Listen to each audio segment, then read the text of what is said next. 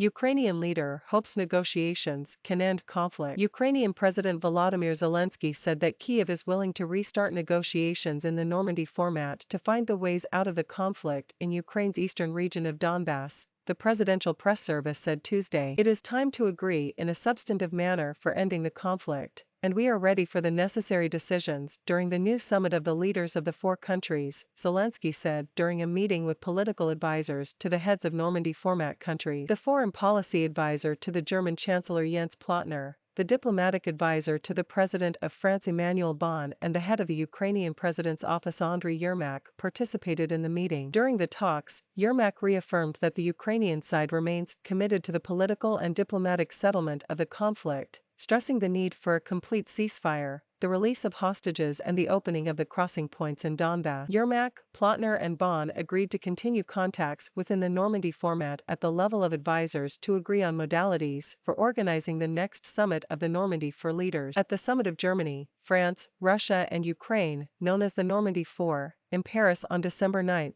2019, the parties issued a joint declaration and agreed to meet 4 months later in Berlin in order to continue work on resolving the situation in eastern Ukraine. The declaration envisaged an updated demining plan, a ceasefire in the region by the end of the year and a separation of forces by the end of March 2020, a withdrawal of heavy weaponry from the demarcation line, a prisoner exchange and local elections, among other measures. The armed conflict in eastern Ukraine began in April 2014. It is claimed that more than 14,000 people have been killed and 40,000 wounded in the conflict.